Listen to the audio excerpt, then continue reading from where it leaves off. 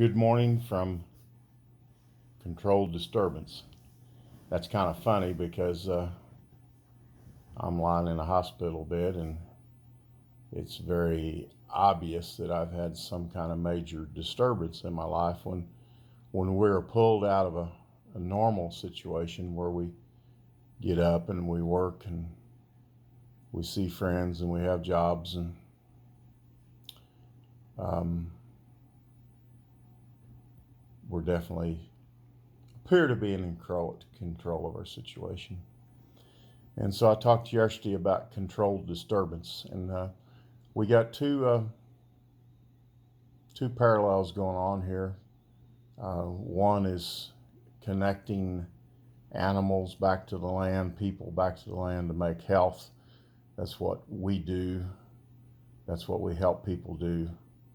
Um, Words like called virginity, farmer, management grazing, rotational grazing, homesteading, any of those things that are becoming quite popular. And, through our business, we help people with equipment to do that, and we help them with knowledge. And then we're helped all the time. We're a part of groups like, next week when I was in control, I was to go to Clark, Missouri to a farm walk with a group of people that I've participated in things like that with for 35 years, and so I was living life and in control.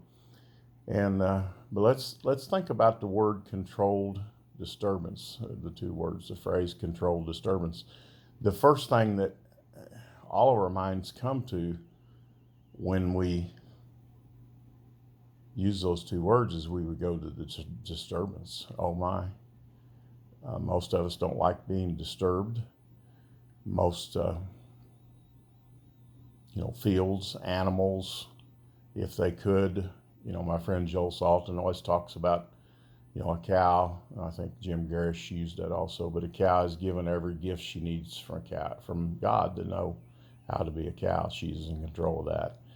And she doesn't really want to be disturbed by you because your disturbance is going to cause her to do things that are maybe going to make you money. Like, you're going to desire to have her have calves, or if she's a milk cow, you're going to disturb her twice a day and you're going to take her out of her normal. And so it is with us when we hear the word disturbance. If I told you I was coming by your house later and I was going to disturb you, most of you would call the law. Those that know you might, get a steak or something. But the word disturbance doesn't sound good, but we talked about yesterday, in order to have new life, the soil has to be disturbed, or the thatch that's on the forest floor has to be disturbed, or, something has to go through a disturbance in order for life to happen. If we let our lives in control of all the things that was going to disturb us, that sounds like a good goal, but we would never change and bring about any new life. And my stepfather always told me that there wasn't any new wealth, and I don't think he was talking about money. Wealth in his ideas was happiness or having a good crop or whatever. He was a farmer, but he said there wasn't new wealth come from anywhere except from the earth. And he said that if you drilled oil and got oil, that was new wealth. That was a beginning of something. If your cow had a calf, that was new wealth. If you raised a crop in a field, that was new wealth. If you planted a garden, that come from the soil, that was new wealth. And he said all the rest of the wealth that circulates in the world has just been buzzed around so much that it becomes filthy. And I think we see that with governments, with churches. They get in existence for a certain length of time, and sometimes there's no life to them. So if we're seeking for life to happen, it comes from the earth, according to him, and he did point out to me that there would never be a government on this earth that would figure this situation out. They would think that they could just create wealth from other forms than hard work. And I think that's plaguing our whole existence today. Is most people feel entitled, and they don't care how, but something needs to happen for them. But if I told you I was going to disturb you, or there was going to be a controlled disturbance, you would worry more about the disturbance than anything else. But I think the important thing that starts to change in a regenerative farm, or in the regeneration of a life that needs newness brought to it, is it's going to be the control. And the part that's going to experience the life has to learn how to relinquish that control. For a child that's lived at home and is getting ready to go to kindergarten or preschool, and they've lived in a certain area and done a certain routine, and then all at once something new routine comes in the form of going to school or whatever, they're going to feel like they're out of control. That first few steps away from mom's yard is going to feel like they're walking off a plank, surely to never return again. And I think all of us had that feeling when we were young. And so we try to overcome that by pretending we're in control. And in all reality, since God created us in the garden, we were in control then.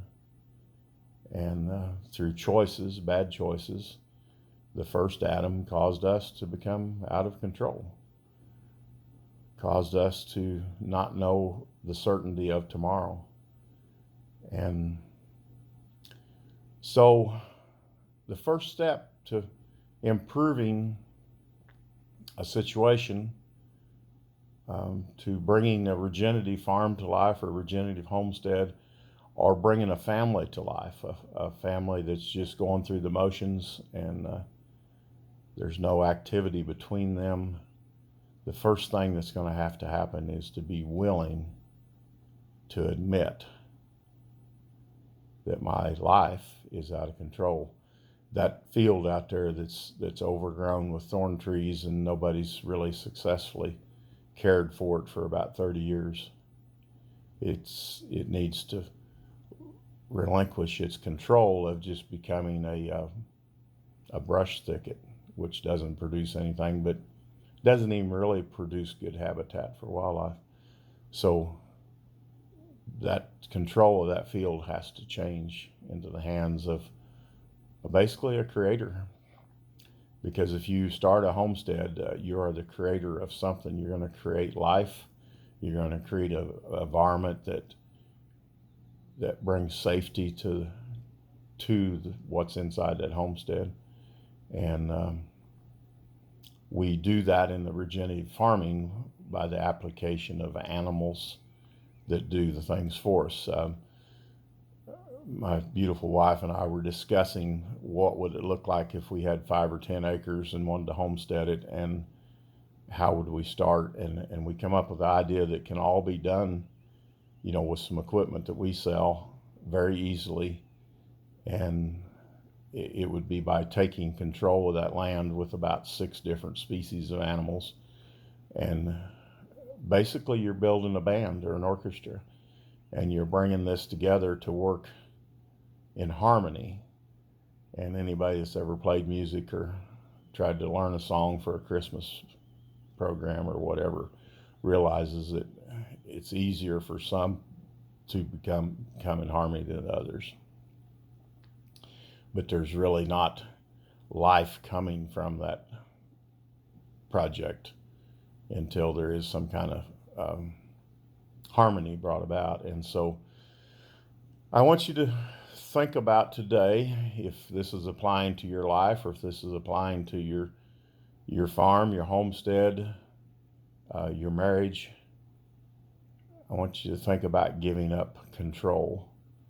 And you don't have to be fearful of that, because the control is going to be given up to someone with far better plan and more knowledge than you have in the case of God's world. When we admit that we are powerless and out of control, then we relinquish that control to what our Creator, what our Heavenly Father, Jehovah, God, what He has for us. And so instead of dwelling on, oh my gosh, there's a disturbance happening, let's look forward to getting into harmony by letting go of the control and admitting that we need to make changes. And that's where we would start on a homestead is, we always look at the perimeters. So we try to secure the situation. We make sure that no animals could leave the homestead, and we make sure that no predators can come in that would harm the homestead. And so depending on where your life is, what situation you're in, the first thing to releasing that control is getting somebody to help you set perimeters. And because any work that we would begin inside those perimeters is going to be destroyed if we don't build the perimeter first. So it sounds like tomorrow we might be talking about perimeters. And good Lord willing, I believe I've got a couple weeks of just having a hospital wall in my background, so I got nothing else to do than try to let Him speak through me. So, controlled disturbance. We're on our journey to regeneration, to new, to life.